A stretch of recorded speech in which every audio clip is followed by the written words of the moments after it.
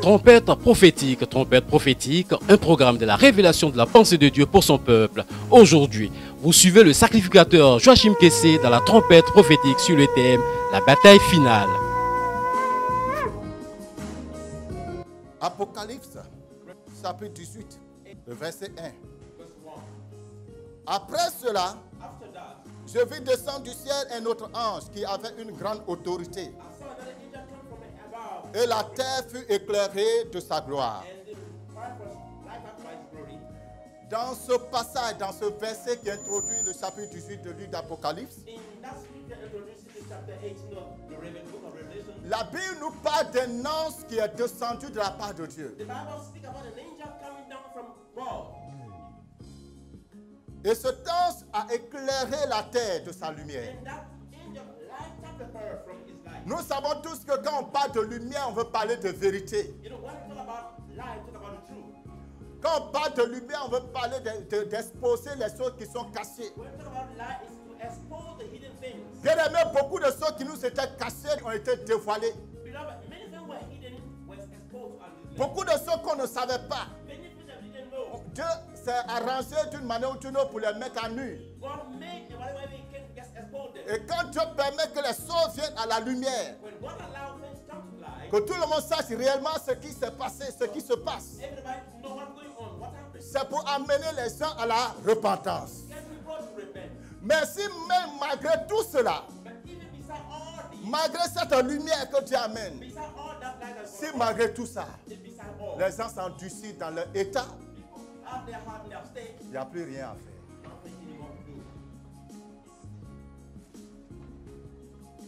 L'homme peut se tromper. Mais il y a un moment où tu prends conscience. Quand la vérité commence à sortir, tu t'assois et tu prends conscience pour changer. Mais non.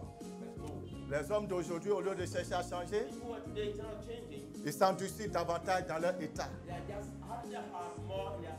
Il n'y a plus de salut pour eux, chers amis. Dieu est amour, mais Dieu est justice. Ne vous y trompez pas. Mais le Seigneur dit la vérité va continuer à être révélée.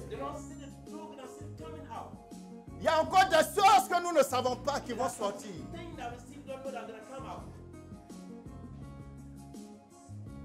Il y a des choses qui se passent dans les coulisses qui vont sortir.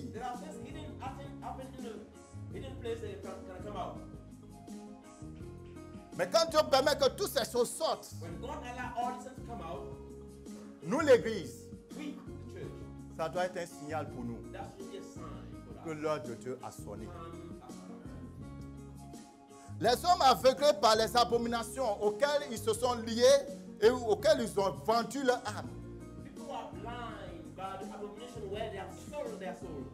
refusons toujours d'obéir à la vérité. Mais le Seigneur m'a dit une chose qui est très grave. C'est que parmi nous, je veux dire dans l'église, il y a des hommes, il y a certains d'entre nous qui sont entrés en alliance avec ces abominations.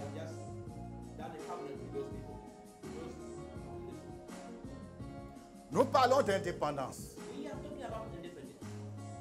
Chers amis, comment voulons-nous être indépendants si nous vivons continuellement dans le mensonge?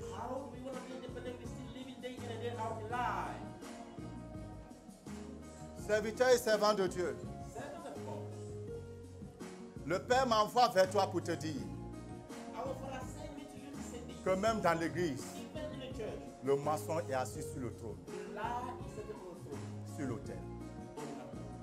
Des hommes de Dieu ne disent plus la vérité à leurs fidèles. Par amour pour le siècle présent. À cause de l'essence qu'ils recherchent. À cause de la gloire des hommes qu'ils recherchent. Les gens ne sont plus capables de dire la vérité aux fidèles. Aujourd'hui, des églises sont remplies de pédophiles. Des églises sont remplies d'homosexuels. Des églises sont remplies de lesbiennes. Le pasteur sait que qu'il y a des lesbiennes, il y a des homosexuels, il y a des pédophiles dans l'église.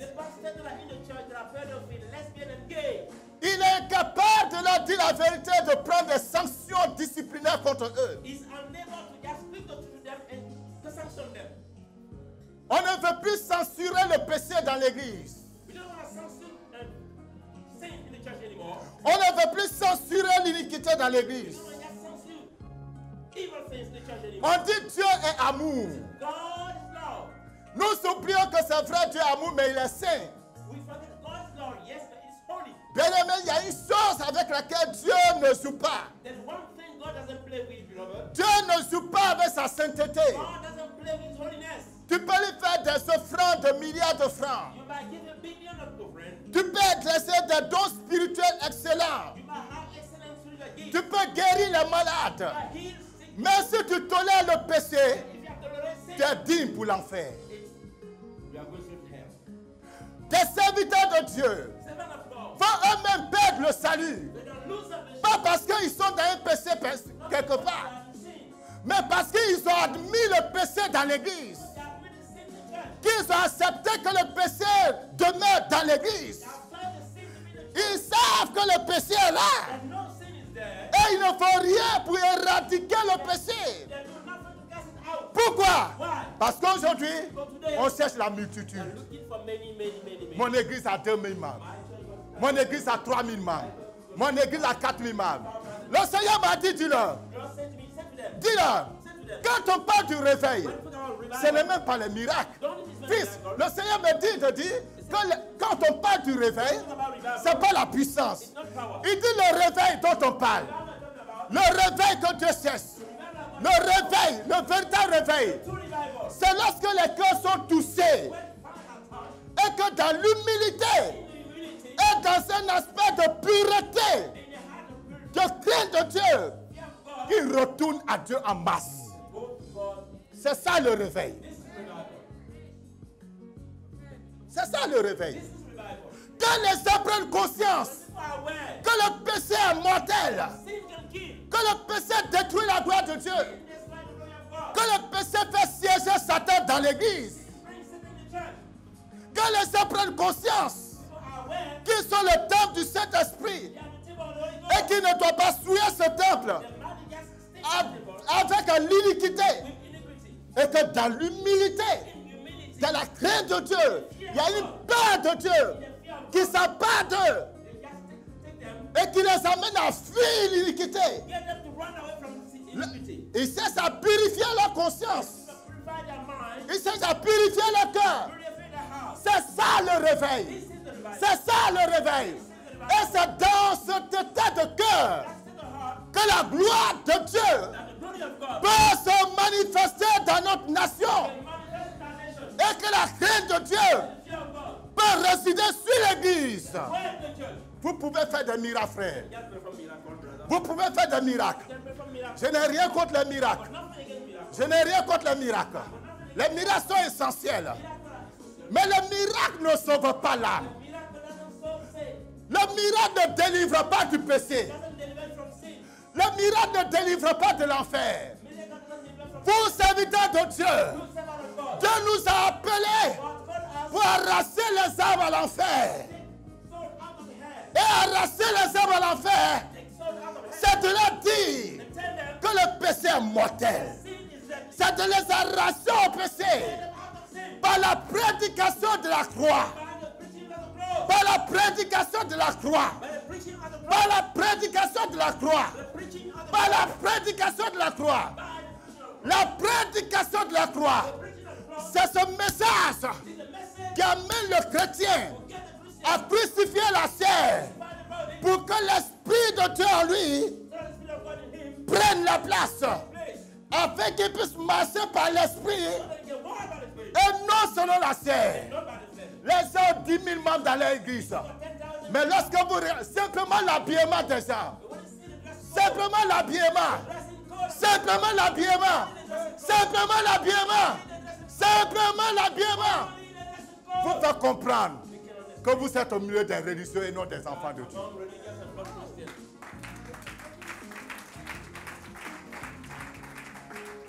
Dans nos églises aujourd'hui, In our churches today, nous trouvons des hommes we see men qui portent des bouts d'oreilles.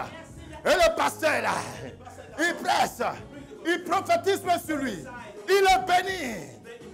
Il prophétise la grandeur, l'élévation, la prospérité, alors que son âme brûle à l'enfer.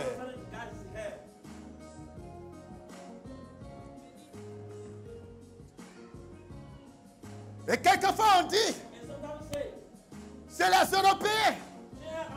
C'est les Européens. Notre évangile n'est pas l'évangile d'Européens.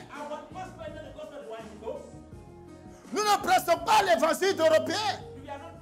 Nous prêchons l'évangile de la croix, qui dit de crucifier la chair et se séparer du monde. Qu'est-ce que l'Église a à voir avec les choses du monde? Et puis on se glorifie. Quand on parle de la bataille finale, premier point de cette bataille, c'est la bataille contre le péché dans l'Église. Bien-aimés, nous rentrons dans une nouvelle année où Dieu veut faire quelque chose dans la nation. Le Seigneur m'a dit, j'ai commencé à agir et je vais encore agir contre le péché dans l'Église. Pendant donc cette nouvelle année dans laquelle nous rentrons, il y aura le jugement de Dieu sur le péché. Vous allez entendre des hommes de Dieu. Notez bien cela, frère. On vous dira que c'est après avoir couché avec telle ou telle fille qu'il est mort. Écrivez cela et restez attentifs. Écrivez cela. Dieu va toucher des gens. Dieu va frapper des gens en pleine manifestation du péché. La bataille finale, c'est la bataille où Dieu veut balayer, il veut nettoyer le corps de Christ. Jésus, le chef de l'Église, veut nettoyer le corps de Christ. Parce qu'à cause de nos comportements, à cause de nos actions, le nom de Dieu est blasphémé. Le nom de Dieu est blasphémé. Le nom de Dieu n'est pas craint.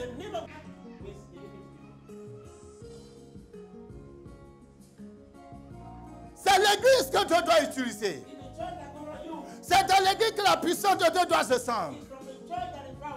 Mais l'église est souillée. L'église est souillée.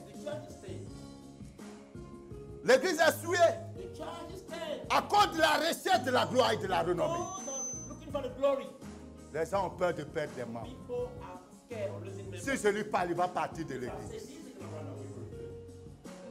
Si je lui dis la vérité, il va partir de l'église. Vous les serviteurs de Dieu, qui avez de telles pensées, qui craignez-vous donc?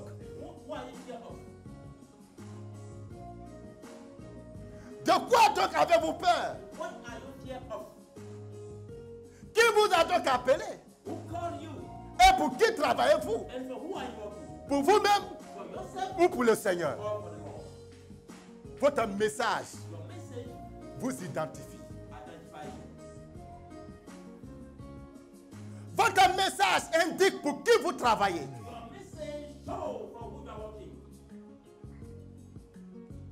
Ton message t'identifie et indique pour qui en réalité tu travailles.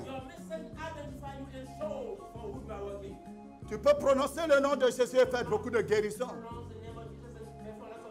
Satan même est un maître de miracles.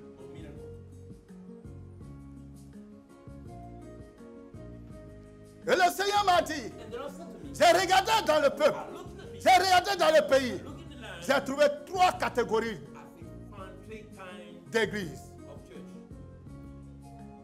Il dit la première catégorie, ce sont les églises et les ministères qui ont une source démoniaque.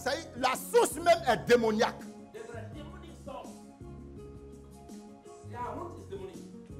La source est démoniaque. Ils n'ont jamais été appelés par Dieu. Ils n'ont jamais rencontré Jésus. La source même est démoniaque.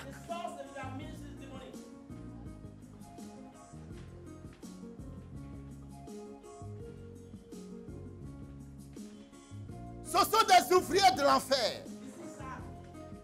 Ils n'ont jamais été appelés par Dieu. Ils n'ont jamais connu Dieu. Je dis, Seigneur, qu'est-ce qu'on peut faire pour ces personnes? Il dit, il n'y a rien à faire. Parce que la source n'est pas de moi.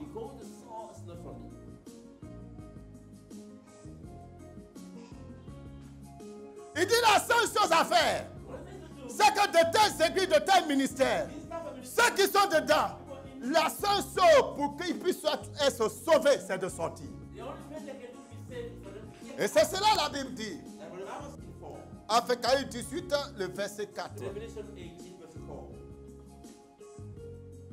La Bible dit là. Et j'ai entendu du ciel une voix qui disait, sortez du milieu d'elle, mon peuple. C'est fini. Si toi tu te réclames de Dieu, et tu vois que le ministère, l'homme de Dieu ou bien l'église que tu fréquentes, sa source, la source même n'est pas divine. Et nous allons prier ce soir. Parce que dans la bataille finale, c'est aussi une question où Dieu doit révéler les fondements des ministères. Il faut que Dieu expose les fondements de nos ministères.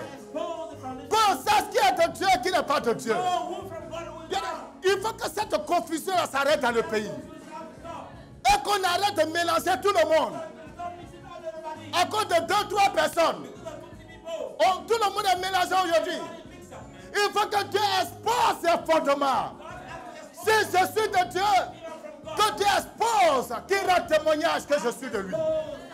Si tu es de Dieu, que Dieu expose et qu'il rende témoignage que tu es de lui. Dans la bataille finale, bien aimé, vous allez entendre des choses. Vous allez entendre des choses. Vous allez entendre des choses. Où les fondements des ministères, où la source de l'onction de cette terre seront dévoilés. Seront dévoilés. Seront dévoilés. Ça sera dévoilé. Ça sera dévoilé.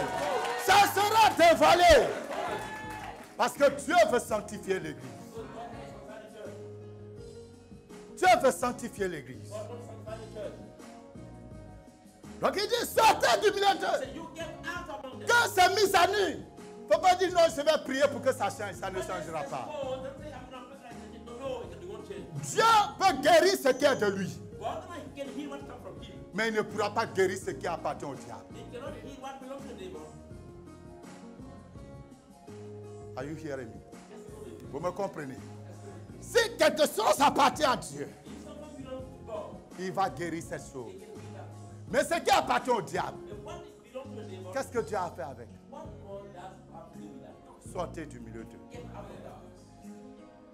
Et certains d'entre vous parmi nous ce soir, vous avez eu le malheur de recevoir l'imposition des mains de ces apôtres de Satan, de ces prophètes de Satan. Quelquefois, ils peuvent vous dire la date et l'heure exacte de votre naissance. Écoutez, regardez bien le ministère prophétique de ces temps. Écoutez et regardez bien le ministère prophétique de ces derniers temps. Et c'est quelque chose qui me sacrifie très souvent. Lorsque nous lisons la Bible, les prophètes de la Bible, quand ils sortent, c'est pour dénoncer le péché. Amener les gens à Dieu. Nous, prophètes aujourd'hui, je te vois. Tu es né en 1910. Ton père s'appelle Tant. Ta mère s'appelle Tant. Maintenant, demain, Dieu va te bénir. Mais et le péché qui est dans sa vie? C'est bien bon de dire le nom des gens. C'est bien bon. Quand je suis allé dans ton église, quand j'ai dit le nom de quelqu'un, mais je lui ai dit son péché. N'est-ce pas? Écoutez, il faut que le ministère soit réorienté. Le ministère prophétique doit être recadré. Si quelqu'un marche dans les voies du Seigneur, cette personne sera bénie. La bénédiction matérielle du chrétien est le résultat simple de sa vie de fidélité. On n'a même pas besoin de prophétiser ça à quelqu'un.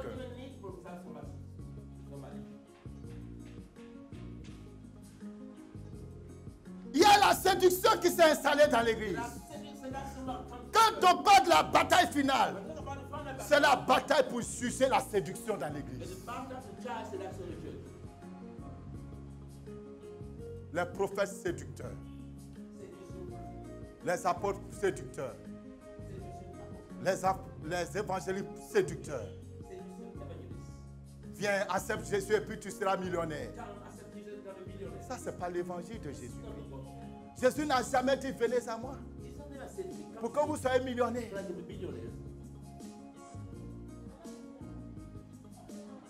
Où allons-nous? C'est ça la déviation, ma fille. C'est ça la déviation dont le Seigneur parle. Nous sommes écartés de l'évangile.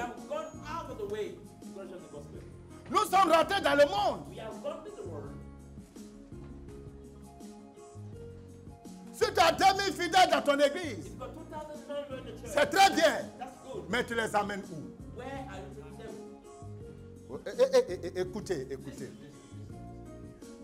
Ce n'est pas la peine de prendre des sœurs dans le monde et de faire d'autres religieux.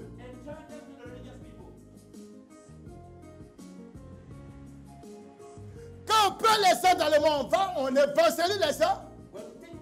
C'est pour les arracher au péché pour qu'ils deviennent saints. Et non pour qu'on dise qu'ils vont à l'église. Quand on sait que dans des églises, des diacres sont nommés, non pas parce qu'ils craignent Dieu, mais parce qu'ils donnent beaucoup d'argent. N'est-ce pas ça ce que vous faites dans vos églises? Eh bien, Dieu va juger ce genre de serviteurs de Dieu.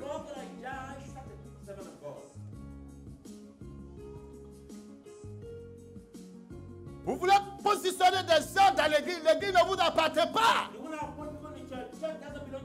L'église appartient à Jésus. Choisissez des gens qui craignent Dieu. Ils peuvent être pauvres, mais ils craignent Dieu.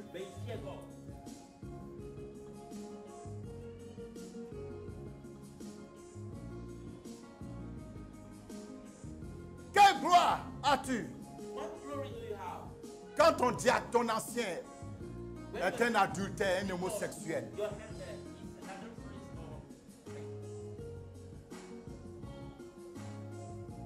Sortez du milieu d'eux.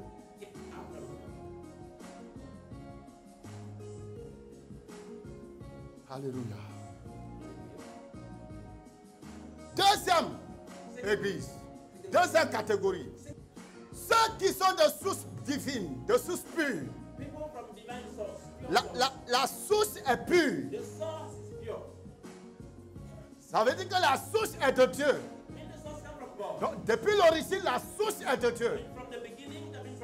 Mais la source a été corrompue. C'est là que nous allons lire 2 Pierre chapitre 2 verset 15. Après avoir quitté le droit chemin, ils se sont égarés en suivant la voie de Balaam, fils de Bosor, qui aima le salaire de l'iniquité. Il aima le salaire de l'iniquité. Jude, verset 11. Malheur à eux, car ils ont suivi la voie de Caïn. Ils se sont jetés pour un salaire dans l'égarement de Balaam. Ils se sont perdus par la révolte de Corée. Apocalypse, chapitre 2, verset 14. Mais j'ai quelque chose contre toi. C'est que tu as là des gens attachés à la doctrine de Balaam, qui enseignaient à Balak à mettre une pierre d'achoppement devant les fils d'Israël, pour qu'ils mangent des viandes sacrifiées aux idoles et qu'ils se livrassent à l'impudicité. Alléluia. Les gens qui ont été appelés de Dieu, Dieu leur a donné réellement une vision, une révélation claire. Ils ont eu un contact avec Dieu dès le départ. Mais sur le chemin, But on their way, sur le chemin, on their way, sur le chemin, on their way, sur le chemin, on their way, ils ont rencontré Balaam. they just met Balaam. Vous savez quoi? You know what? Le Seigneur me dit présentement, In our land, il y a des hommes de Dieu, there are men of God, il y a des églises there are churches qui ont même changé de leur vision. that have vision. Et que la vision originale qu'ils ont, ils ont abandonné. The right vision, they abandon it. Parce qu'ils ont rencontré Balaam. Because they met Balaam. Et Balaam leur a dit, Balaam told them, n'enseignez plus ceci, n'enseignez plus cela. don't teach this. Pour qu'on soit en alliance. Have a covenant. Et on va vous donner ceci, on va vous donner cela. On va soutenir ton ministère. Oh, serviteur de Dieu. Si tu as abandonné ta vision, parce que quelqu'un t'a dit, Because somebody si tu veux du soutien, they're going to support you. si tu veux du soutien, il faut faire comme moi. Do like me. Tu t'en vas à l'enfer. You are going to hell. Tu t'en vas à l'enfer. You are going to hell. Quand on parle de la bataille finale, Turn around from the ça concerne également It's about cette catégorie de these chrétiens. type of church Christians. Ces serviteurs, These type of servants ces servantes, of God. ces frères et sœurs These brothers and qui ont sisters reçu de Dieu, who are received from mais à cause but because d'une proposition mondaine charnelle, of a worldly proposition, carnal proposition, ils ont abandonné leur position. they have abandoned their position. Où en es-tu aujourd'hui, serviteur de Dieu? Where are you today, servant of God, with your calling? Où en es-tu avec ton appel? Where are you with your calling? Trompette prophétique vous a été proposée par l'Hôtel du Dieu vivant. Dieu parle tantôt d'une manière, tantôt d'une autre, et personne n'y prend garde. Aujourd'hui, si vous entendez sa voix, n'endurcissez pas vos cœurs, mais bénissez à lui.